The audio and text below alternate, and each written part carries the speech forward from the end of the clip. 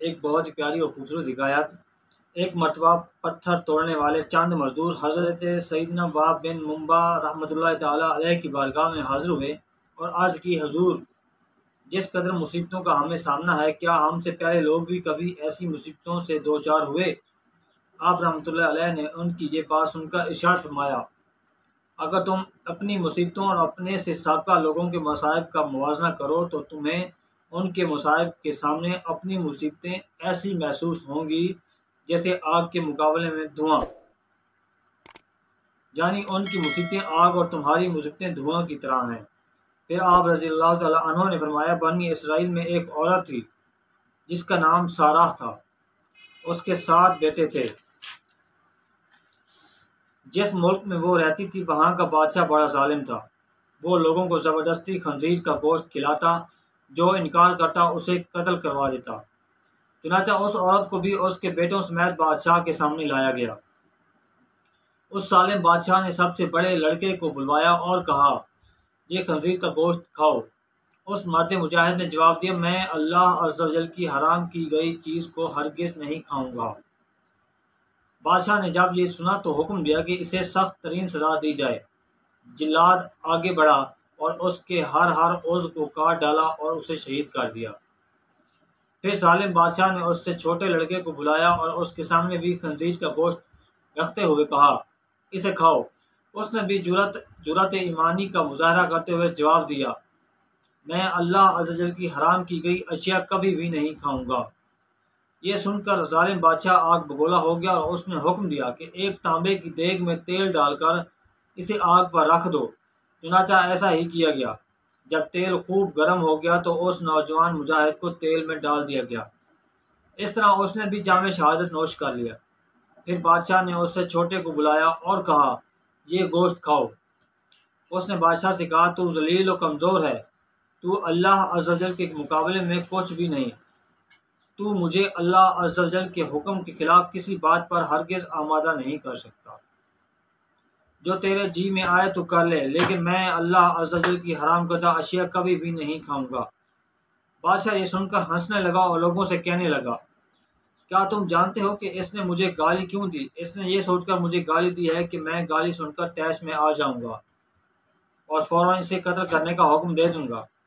اس طرح یہ آسانی سے موت کے گھاٹ اتر جائے گا، لیکن میں ہرگز ایسا نہیں کروں گا۔ پھر اس ظالم بادشاہ نے حکم دیا کہ اسے سخت سے سخت سزا دی جائے۔ چنانچہ ظالم بادشاہ کے حکم پر پہلے اس نوجوان کی گردن کی کھال کاٹی گئی، پھر اس کے سر اور چہرے کی کھال اتاری گئی، اور اس طرح اسے بھی شہید کر دیا گیا۔ بادشاہ نے اسی طرح مختلف ظالمانہ انداز میں باقی بھائیوں کو بھی شہید کروا دیا۔ آخر میں سب سے چھوٹا بھائی بچہ بادشاہ نے اس کی والدہ کو بلایا اور کہا، میں تیرا بھی یہی حشر کروں گا، اگر تو اپنی اور اپنے اس بیٹے کی سلامتی چاہتی ہے تو اسے تنہائی میں لے جا کر سمجھا۔ اگر یہ ایک لقمہ کھانے پر بھی راضی ہو گیا تو میں تم دونوں کو چھوڑ دوں گا، پھر تم من پسند زندگی گزارنا۔ اس عورت نے کہا، ٹھیک ہے، میں اسے سمجھانے کی کوشش کرتی ہوں۔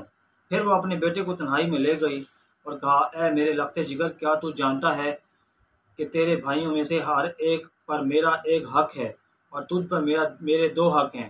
وہ اس طرح کہ میں نے تیرے بھائیوں کو 2 سال دودھ پلایا تھا۔ تیری پیدائش سے چند دن قبل تیرے والد کا انتقال ہو گیا۔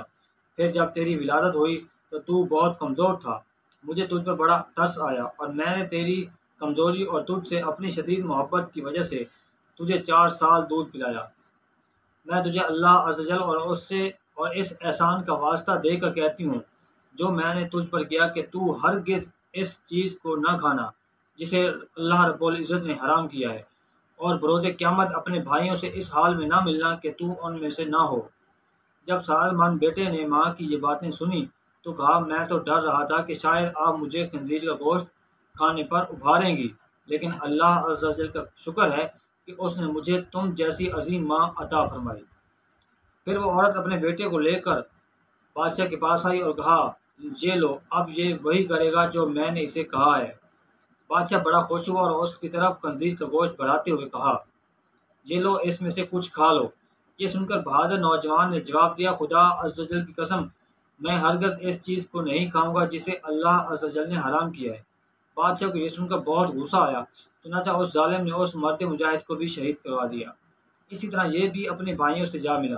پھر بادشاہ نے اس عظیم عورت سے کہا، میرا خیال ہے کہ مجھے تیرے ساتھ بھی وہی سلوک کرنا پڑے گا جو تیرے بیٹوں کے ساتھ کیا ہے۔ اے بڑھیا، تیری ہلاکت ہو، تو صرف ایک لقمہ ہی کھا لے تو میں تجھے منہ مانگا انعام دوں گا، اور جو تو کہے گی میں وہی کروں گا، تو صرف ایک لقمہ کھا لے، پھر عیش و عشرت سے زندگی گزارنا۔ یہ سن کر اس عظیم ماں نے جواب دیا، اے ظالم، تو نے میرے بچوں کو میرے سامنے مار ڈالا، اور اب تو یہ چاہتا ہے کہ میں تیرے کہنے پر اللہ عز و جل کی نافرمانی بھی کروں؟ اپنے بچوں کی موت کے بعد مجھے زندگی سے کوئی سروکار نہیں۔ خدا عز و جل کی قسم، جو کچھ کر سکتا ہے کر لے، میں کبھی اللہ عز و جل کی حرام کردہ شہد نہیں کھاؤں گی۔ یہ سن کر اس شفاق و ظالم بادشاہ نے اسے بھی شہید کروا دیا۔ اس طرح اس عظیم ماں کی روح بھی اپنے عظیم فرزندوں سے جا ملی۔ سبحان اللہ عز و جل، ان سب نے ایک ایک کر کے اپنی جانیں تو دے دیں، لیکن اللہ عز و جل کے حکم کی خلاف ورزی نہ کی۔ اللہ عز